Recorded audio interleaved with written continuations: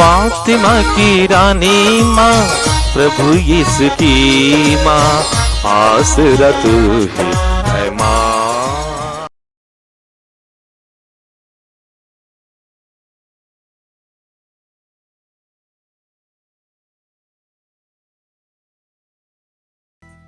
पहला पाठ नबी एर्मियास का ग्रंथ, अध्याय 20, पद संख्याएं 10 से 13 तक।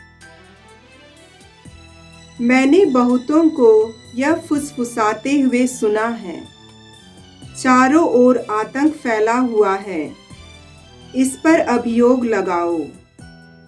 हम उस पर अभियोग लगाएं। जो पहले मेरे मित्र थे वे सब इस ताक में रहते थे कि मैं कोई गलती कर बैठूं और यह कहते थे, वह शायद प्रलोभन में पड़ जाएगा और हम उस पर प्रबल होकर उससे बदला लेंगे। परंतु प्रभु एक पराक्रमी शूरवीर की तरह मेरे साथ है। मेरे विरोधी ठोकर खाकर गिर जाएंगे, वे मुझ पर प्रबल नहीं हो पाएंगे और अपनी हार का कटु अनुभव करेंगे। उनका अपयश सदा बना रहेगा। हे विश्वमंडल के प्रभु, तू धर्मी की परीक्षा करता और मन तथा हृदय की थाह लेता है। मैंने अपने को तुझ पर छोड़ दिया है। मैं देखूंगा कि तू उन लोगों से क्या बदला लेता है। प्रभु का गीत गाओ, प्रभु की स्तुति करो, क्योंकि उसने दीन की आत्मा को दुष्टों के हाथ से छुड़ा लिया है। प्रभु की वाणी। ईश्वर को धन्यवाद। भजन अनुवाक्य। मैंने अपने संकट में प्रभु की दुहाई दी और उसने मेरी पुकार सुनी। मैंने प्रभु को संकट में प्रभु की दुहाई दी और उसने मेरी पुकार सुनी। हे प्रभु, मैं तुझे प्यार करता हूँ, तू मेरा बल है। तू मेरी चट्टान और मेरा गढ़ है। तूने मेरा उद्धार किया है। अनुवाक्य। मैंने अपने संकट में प्रभु की दुहाई दी और उसने मेरी पुकार सुनी। मैंने अपने संकट में प्रभु की दुहाई दी और उसने मेरी पुकार सुनी। वही मेरी चट्टान है जहाँ मुझे शरण मिलती है। वही मेरी ढाल है, मेरा शक्तिशाली सहायक है। धन्य है प्रभु, मैंने उसे पुकारा और उसने मुझे शत्रुओं से बचा लिया। अनुवाक्य। मैंने अपने संकट में प्रभु की दुहाई दी और उसने मेरी पुकार सुनी। मैंने अपने संकट में प्रभु की दुहाई दी और उसने मेरी पुकार सुनी। मैं मृत्यु के भंवर में पड़ गया था। मैं विनाश की प्रचंड धारा में बह गया था। मैं अधोलोक के जाल में फंस गया था। मैं मृत्यु का शिकार हो रहा था। अनुवाक्य। मैंने अपने संकट में प्रभु की दुहाई दी और उसने मेरी पुकार सुनी। मैंने अपने संकट में प्रभु की दुहाई दी और उसने मेरी पुकार सुनी। मैंने अपने संकट में प्रभु को पुकारा। मैंने अपने ईश्वर की दुहाई दी। उसने अपने मंदिर में मेरी पुकार सुनी। मेरी दुहाई उसके कान तक पहुंची। अनुवाक्य। मैंने अपने संकट में प्रभु की दुहाई दी और उसने मेरी पुकार सुनी। मैंने अपने संकट में प्रभु की दुहाई दी और उसने मेरी पुकार सुनी। जय घोष। हे प्रभु, आपकी शिक्षा आत्मा और जीवन है। आपके ही शब्दों में अनंत जीवन का संदेश है। प्रभु, आप लोगों के साथ हो। और आपकी आत्मा के साथ। संत योहन के अनुसार प्रभु यीशु ख्रिस्त का पवित्र सुसमाचार। हे प्रभु तेरी महिमा हो।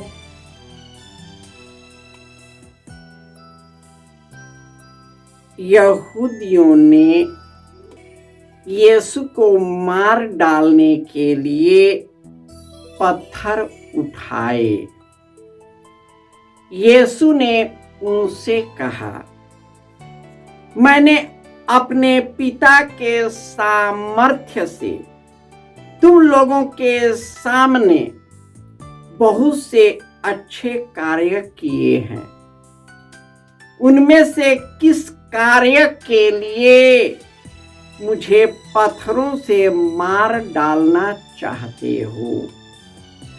यहूदियों ने उत्तर दिया, किसी अच्छे कार्य के लिए नहीं, बल्कि इस निंदा के लिए। हम तुमको पत्थरों से मार डालना चाहते हैं, क्योंकि तुम मनुष्य होकर अपने को ईश्वर मानते हो। यीशु ने कहा, क्या तुम लोगों की संहिता में यह नहीं लिखा है, मैंने कहा तुम देवता हो? जिनको ईश्वर का संदेश दिया गया था, यदि संहिता ने उन्हें देवता कहा और धर्म ग्रंथ की बात टल नहीं सकती, तो जिस पिता ने अधिकार प्रदान कर संसार में भेजा है, उससे तुम लोग यह कैसे कहते हो आप इस निंदा करते हैं? क्योंकि मैंने कहा मैं ईश्वर का पुत्र हूं। यदि मैं अपने पिता के कार्य नहीं करता तो मुझ पर विश्वास न करो, किंतु यदि मैं उन्हें करता हूं तो मुझ पर विश्वास नहीं करने पर भी तुम कार्यों पर ही विश्वास करो, जिससे तुम यह जान जाओ और यह समझ लो कि पिता मुझ में है और मैं पिता में हूं। इस पर उन्होंने फिर यीशु को गिरफ्तार करने का प्रयत्न किया, परंतु वह उनके हाथ से निकल गए। यीशु यरदन के पास उस स्थान लौट गए जहां पहले योहन बपतिस्मा दिया करता था और वही रहने लगा। बहुत से लोग उनके पास आए। वे कहते थे, योहन ने तो कोई चमत्कार नहीं दिखाया, परंतु उसने इनके विषय में जो कुछ कहा वह सब सच निकला, और वहां बहुत से लोग उनमें विश्वास करने लगे। यह प्रभु का सुसमाचार है। हे क्रिस्त तेरी स्तुति हो। ख्रिस्त में प्यारे भाइयों और बहनों, प्रभु यीशु सभी देवताओं में महान और अनोखा है। उनका अद्वितीय वाणी अनोखा है। उन्होंने सत्य का साक्षी दिया। उन्होंने कहा, मैं ईश्वर का पुत्र हूं। पिता मुझ में है, मैं पिता में हूं। मैं ही संसार की ज्योति हूं, मैं ही स्वर्ग से उतरी हुई जीवंत रोटी हूं, मैं ही मार्ग, सत्य और जीवन हूं, मैं ही भेड़शाला का द्वार हूं, मैं ही भला गड़ेरिया हूं, मैं ही दाखलता और तुम डालिया।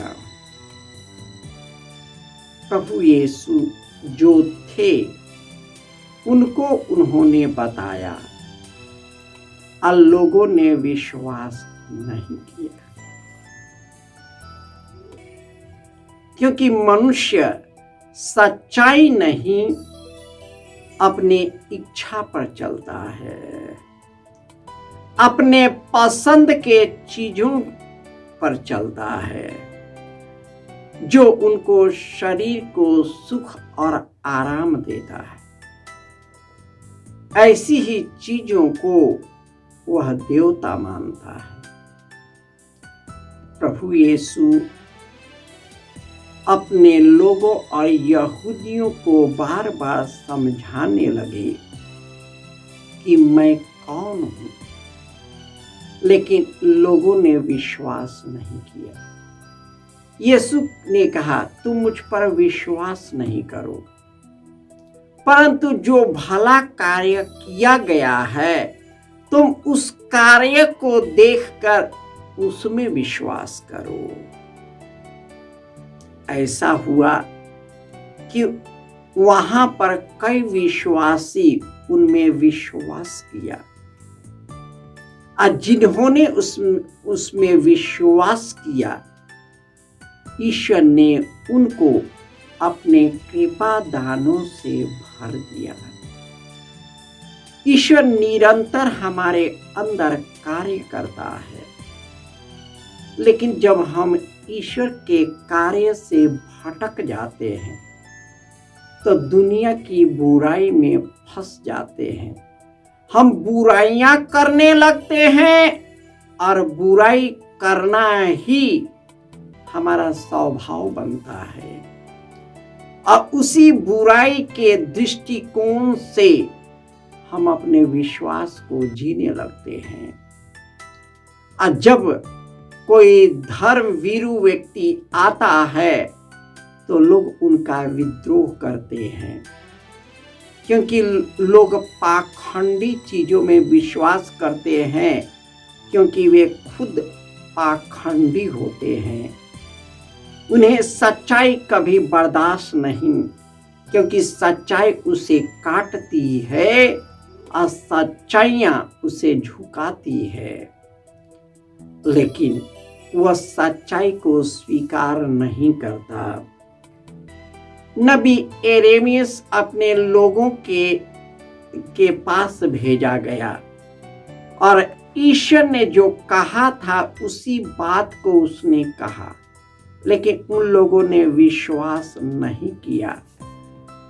षड्यंत्र रचा, उसे पकड़ने की कोशिश की, मार डालने की कोशिश की, परंतु यिर्मयाह का विश्वास ईश्वर में इस तरह अटल रहा कि हमारा ईश्वर पराक्रमी शूरवीर ईश्वर है जो मेरे साथ है। मेरे विरोधी ठोकर खाकर गिर जाएंगे, वे मुझ पर प्रबल नहीं हो पाएंगे, अपनी हार का कटु अनुभव करेंगे। प्रभु यीशु अपने दुख और संकट में भी ईश्वर पर भरोसा करना नहीं छोड़ा, क्योंकि यही शरीर, यही जीवन अंत नहीं होता। यह तो जीवन दिया गया है ईश्वर के आश्वासन को अनुभव करने का, ईश्वर का अनुभव करने का, उनके अनुरूप जीने का, और लोगों को भी ईश्वर की ओर उन्मुख करने का। ईश्वर का मार्ग संकड़ा है, दुख से भरा है, क्योंकि ईश्वर का राज्य दुनिया के राज्य को काटती है और दुनिया का राज्य ईश्वर के राज्य पर हावी होता है।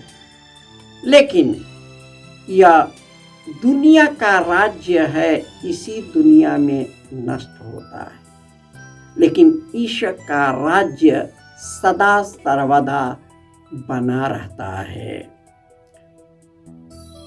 यीशु जो ईश्वर के पुत्र है, उन्होंने जी कर दिखाया कि सचमुच वह ईश्वर के पुत्र है। वह ईश्वर हमारा भला गरेरिया है, जिन्होंने हमारे जैसे लोगों के लिए तड़प तड़प कर मर गया।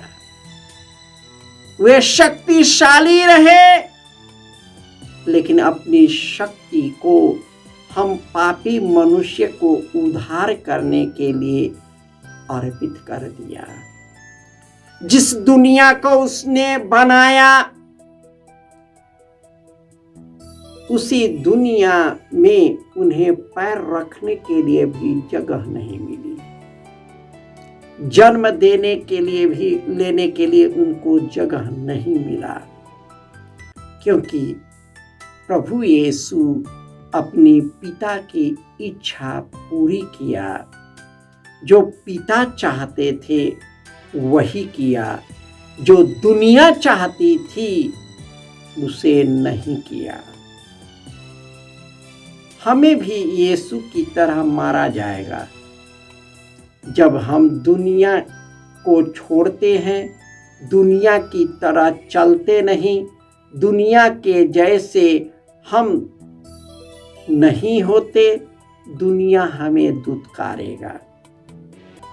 लेकिन ईश्वर जो सबों का प्यारा है, वह मुझे अपनाएगा, मेरी आत्मा की रक्षा करेगा। मैं जहाँ कहीं भी जाऊंगा, यीशु हमारे साथ रहेगा, क्योंकि उन्होंने वादा किया है स्वर्गारोहण के समय कि डरना नहीं, दुनिया के अंत तक मैं सदा तेरे साथ रहूंगा। वही यीशु इस दुनिया में, आने वाले दुनिया में हमारे साथ रहेगा। हम उनके साथ आनंद मनाएंगे। अतः जो ईश्वर का राज्य है, उसी राज्य पर चलते रहे। हम ईश्वर ने जो शिक्षा दी है, उसी शिक्षा के अनुरूप हम चले और अनंत जीवन प्राप्त करें। जय यीशु।